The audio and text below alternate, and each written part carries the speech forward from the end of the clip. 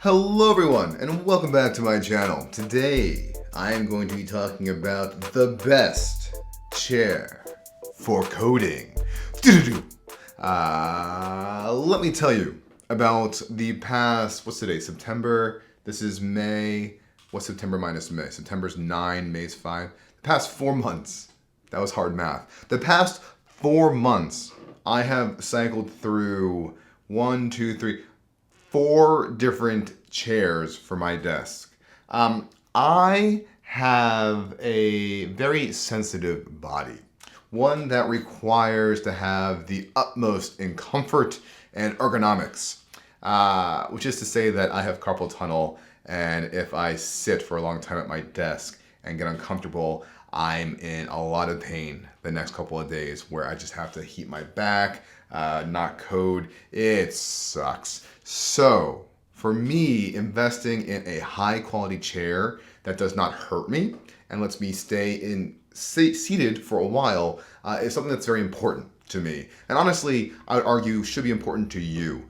If your body does not feel like it's in pain right now, do yourself a favor and invest in some quality chair. So COVID happened, obviously, and I've been working from home for the past all that time. And I realized that it was finally time to actually invest in a healthy work setup for myself, and in particular, a healthy chair. And I realized that I would actually want to invest some quality money in a chair to make something that would then last me for many years to come. So I have been buying and returning chairs because I am very, very picky. My wife, anytime I mention the word chair, she starts to tense up and flee the room as quickly as possible because she has been dealing with my struggle to find the best chair for me. So let me tell you about all the chairs I've tried, why I like them, why I didn't like them, and the surprising chair that I ended up staying with. The first chair that I bought was the world famous Herman Aeron chair. It is world famous for being incredibly ergonomic. It is not cheap, and it's one that I figured I'd start my journey on with because I figured I have the best luck that this would be the chair for me. I ordered this chair May 28th, came a little bit days later, and when I first got it, everything was good. I was happy. It was super comfortable on my back. The wide back was nice and supportive for my own broad shoulders. I got the size B chair, which the Herman Miller comes in 3 sizes, A, B, and C. And the reason for that mostly is the depth of the seat, the actual where your butt goes, and it varies depending upon how much you weigh and how tall you are. And what they say is that you want around, I think it's like 3 centimeters or 3 inches between the end of the chair and where your feet rest. So where your knees bend.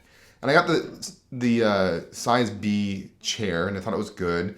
But when I kept using it for a while, 2 things started happening that got me a little bit uncomfortable. One was it has no headrest. And most chairs don't have headrests. Like, that's not really a thing that most chairs have. But I was finding that I was getting cricks in my neck and tension in the back of my shoulders. In retrospect, I probably should have adjusted my monitor height a little bit more rather than trying to just get rid of the chair. But that was one thing. Then also the lips of the chair. The chair itself, you see the sides of the chair, they go up. And the reason for that is because it's an ergonomic chair. And that's its way of telling you, this is how you should sit. Do not spread your legs, keep them straight. This is what's healthy for you, you stupid coder. Keep your legs straight. But I hated that. I wanted to have the freedom to spread my legs and do whatever I wanted and squirm and whatever. So I was like, nah, you're out of here, Aeron. So what I turned to after that was, I'm a big fan of thewirecutter.com. I love their format for reviews. I find that the reviews to be more or less on the money for me. And I figured I'm just going to choose their top rated chair, which was the Steelcase, and still is, the Steelcase Gesture, which Steelcase is kind of feel like the big competitor to Herman Miller. It's the big, they're the big titans in terms of office chairs. And the chair that the wire cutter recommended was Steelcase Gesture. I bought it on July 22nd. I customized it. You can actually, when you order it, I did 2 customizations. One is I added, I did the gesture with the headrest because I was like, give me that sweet neck support. I want that right away. And another thing that I did was there's an option on the website for additional lumbar support. So that's what I did because I was like, I'm weak. I need that support, that strength. So give me that support. So the chair came around end of July. And when I first got it, I was in love. This chair is infinitely customizable. The arms go up every which way. When you lean back in the chair, it nicely sculpts your back and just bends with it nicely. The depth of the seat you can customize going forward and backwards, not like the Aeron where it's just fixed. And there's no lip in the seat. Like you can just do whatever, you can just sit however you want for it. And it was awesome, and I felt like a king. Until about a week and a half into sitting in that chair, that extra lumbar support came back to haunt me in a very big way. It started to just pinch my nerves in the lumbar area of my spine. So much so that I was actually in the most pain I've been in a long time. I was actually sitting in that chair, scooted up about a foot to make sure I didn't touch that firm area of the chair. I put a pillow behind me in the chair to try to relieve some pressure. And I realized that I should get rid of that chair because it was actively hurting me. I emailed them asking, can I take the extra lumbar support out? They're like, yeah, sure. And they sent me this instruction manual. And I was like, oh, I will definitely break the chair if I do this. Like, there's no way that I will do this successfully and get it out and not break the chair. So let's not worry about it. Chair's really expensive, over $1,000. So I didn't want to mess with it. I just want my money back. Just give me my money back. That's all I really cared about at that point. So return that chair. Then I went further down on the Wirecutter website and I bought 2 chairs at the same time because I figured might as well just take the shotgun approach and just buy as many chairs at once. I bought the HON Exposure chair, which was their budget pick on the Wirecutter, just a regular budget pick. Bought that one. And then a lot of friends at work have the autonomous ErgoChair 2. So I bought that one as well. Has a built-in headrest as well, so it was sweet. And I bought both of them. And for the past, so I bought them around August 4th, and I've been using them for about a month now. So mostly the autonomous ErgoChair 2. When I first got it, opened it up, sat in it, immediately I realized, shoot, the armrests don't go down further enough for me. I guess my arms or something here is just longer than that chair expects, so that when I rest my arms, so you can see this, when I rest my arms down, there's still pressure being pushed here, and that hurts after a while. So that was strike number 1, which I was like, maybe I can live with. Strike number 2 was that the lips, that each armrest, the top of the armrest has little lips that went up, kind of like the Aeron chair. And those, were not wide enough for my arm. Well, they were wide enough, but when I moved my arm out of place, the lip up would dig into my arm. And that hurt, and it would cause pain on my arm. So those are 2 strikes against it, and I was trying to live with it, but the height of the armrest was ones that I could not deal with. So I was like, you know what, this chair has got to go as well. I took out the HON Exposure chair and then put it together and sat in it.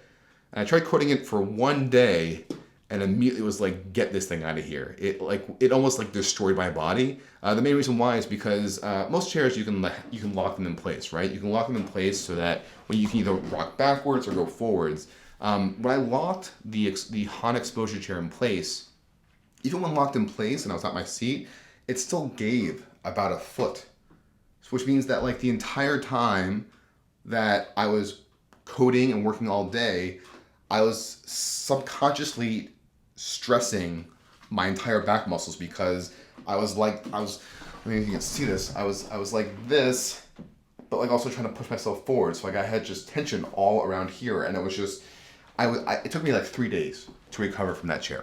Not even gonna lie. It took me 3 days and was the most painful ever. So in summary, that's 4 chairs I went through in about 4 months. The chair that I have finally decided to arrive on and stay with is the Herman Miller Aeron chair, which was the first chair that I bought. And what I've realized is that I mistakenly started with the best chair for me first, making it impossible for me to know that it was the best chair. There's trade-offs with the Aeron chair. I don't really like the lips because I think it's constricting, but also it's ergonomic on purpose. And for somebody who gets lazy with how they sit, to have a chair that enforces me to be healthy is kind of what I need. I also bought, there's an aftermarket headrest you can get from this company that's called Atlas. So you can actually add on a headrest into the Aeron chair. So I bought that as well. So the Aeron chair is coming in a week or two. I can't box up another chair for at least 10 years. So I will absolutely stay with the Aeron chair.